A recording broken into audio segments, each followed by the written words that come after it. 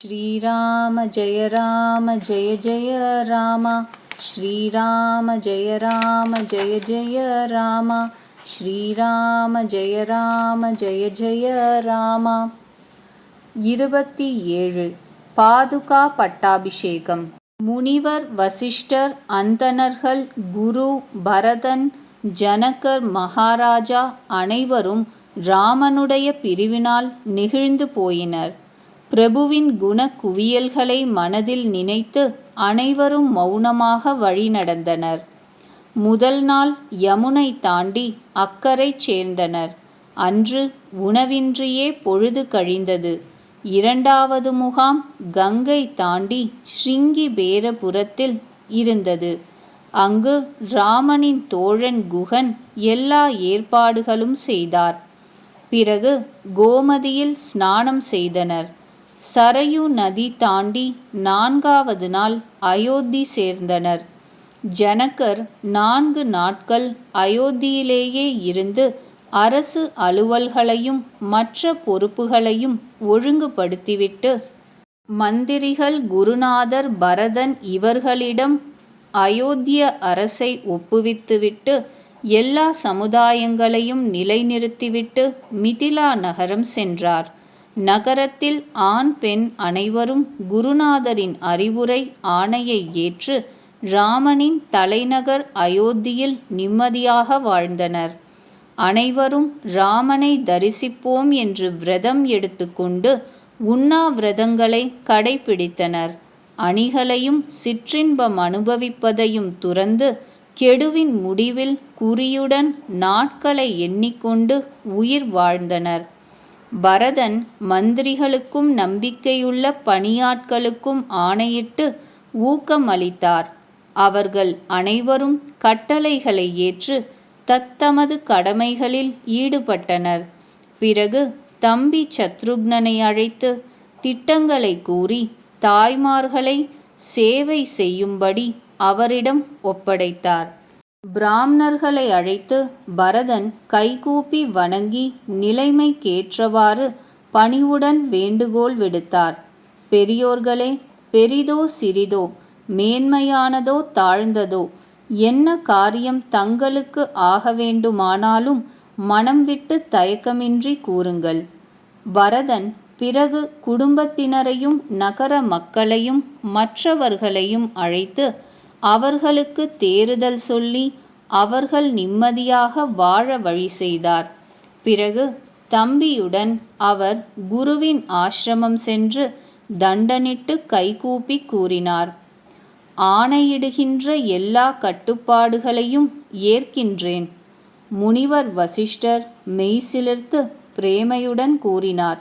பரதா, நீ எதை அறிந்திருக்கிறாயோ, எதை கூறுகிறாயோ, எதை செய்வாயோ அதுதான் உலகில் தர்மத்தின் நுட்பமாகும். பரதன் இவ்வார்த்தை கேட்டு அறிவுரையும் நல்லாசியையும் பெற்று ஜோதிடர்களை அழைத்தார். நல்ல முகூர்த்தம் கண்டுபிடித்து பிரபுவின் பாதுகைகளை தடையின்றி சிம்ஹாசனத்தில் அமர வைத்தார். பிறகு ராமனின் தாய் கோசலை மற்றும் குருநாதர்களை தலைவணங்கி பிரபுவின் திருவடி பாதுகைகளின் ஆணை ஏற்று தர்மத்தின் பொறுப்பேற்று தீரனான பரதன் நந்தி கிராமத்தில் குடிசை போட்டுக்கொண்டு அங்கேயே வசித்தார். தலையில் சடைமுடி, உடலில் முனிவருக்குரிய மரவுரி தரித்து தரையை செதுக்கி அதன் மீது தர்ப்பைகளால் ஆசனம் விரித்தார். உணவு, ஆடை, பாத்திரங்கள், விரதங்கள், கட்டுப்பாடுகள் அனைத்திலும் ரிஷிகளின் கடினமான நடைமுறையை உவகையுடன் கொண்டார். அணி, ஆடைகள் மற்றும் பலவிதமான சிற்றின்பங்களை மனதிலும் உடலிலும் செயலாலும் புல்லென மதித்து சூள் உரைத்து தியாகம் செய்தார். எந்த அயோத்தியின் அரசை பார்த்து தேவராஜன் இந்திரன் பொறாமைப்படுகிறாரோ, தசரதருடைய செல்வச் செழுமையை பார்த்து குபேரனும் வெட்கப்படுகிறாரோ, அந்த அயோத்தியில் பரதன் பற்றற்று செண்பக காட்டில் வண்டுகள் போல, அதாவது செம்பக மலரின் தேனை வண்டுகள் துய்க்காது, அவ்வளவு அதிக இனிப்புள்ளது செண்பக மலர்த்தேன். இவ்வாறாக பரதன் வாழ்ந்தார். ராம பக்தனான பரம பாக்யவான் பரதன் செல்வ விமரிசையை உமிழ் நீரைப் போல தியாகம் செய்தார். மேலும் பரதனோ ராமனின் பேரன்புக்கு உரியவர். அவர் இந்த செல்வத்தையும் போகத்தையும் துறந்தார் என்பது அவருக்கு பெரிய விஷயமல்ல. சாதகப் பறவை தரையிலுள்ள தண்ணீரை குடிக்காது, மழை நீர் மட்டும்தான் பருகும். அன்னப்பறவை பாலையும் நீரையும் பிரித்து பருகும். இது அவற்றின் சாதாரண இயல்பு, பாராட்டுக்குரிய பெருமையல்ல. பரதனின் மேனி இவ்வாறு பூண்ட விரதத்தினால் தினந்தோறும் மெலிந்து கொண்டே வந்தது. உணவு புஷ்டியினால் ஏற்படக்கூடிய உடல் திண்மை குறைந்தது. முகக்கலையும் பொலிவும் வலிமையும் மாத்திரம் அப்படியே இருந்தன. ராம பிரேமையின் ஊட்டம் அன்றாடம் புதிதாக பெருகியது. தர்மத்தின் உறுதி வளர்ந்தது. மனதில் சோர்வு என்பது கிடையாது. சரத்காலத்து ஒளியினால் நீர் தெளிகிறது. ஆனால் கோரைகள் வளர்கின்றன, தாமரைகள் மலர்கின்றன. புலனடக்கம், மன அடக்கம், புத்தியின் ஒருமைப்பாடு, கட்டுப்பாடுகள், உண்ணாவிரதம் முதலியவை பரதன் உள்ளமாகிய ஆகாயத்தில் மாசற்ற நட்சத்திரங்கள். அந்த ஆகாயத்தில் நம்பிக்கைதான் துருவ நட்சத்திரம். 14 ஆண்டு கெடுதான் விஸ்தாரமான பூரண நிலவு. சுவாமி ராமனிடம் பக்திதான் ஆகாய கங்கை போல ஒளி வீசுகிறது. ராம பிரேமைதான் கலங்கமற்ற சந்திரன். அது குறையாத சந்திரன். அது தமது தாரகைகளுடன் மிகவும் அழகாக என்றும் விளங்குகிறது. பரதனின் நிலை, அறிவு, செயல், பக்தி, வைராகியம், மாசற்ற குணங்கள், செல்வம் இவற்றை வர்ணிக்க சிறந்த கவிஞர்கள் எல்லோரும் தயங்குகின்றனர். ஆதிசேஷனும் கணபதியும் சரஸ்வதியும் அந்த விஷயத்தை அணுக முடியவில்லை. அவர் தினந்தோறும் பிரபுவின் பாதுகைகளுக்கு பூஜை செய்வார். ஹிருதயத்தில் பக்தி அடங்குவதில்லை.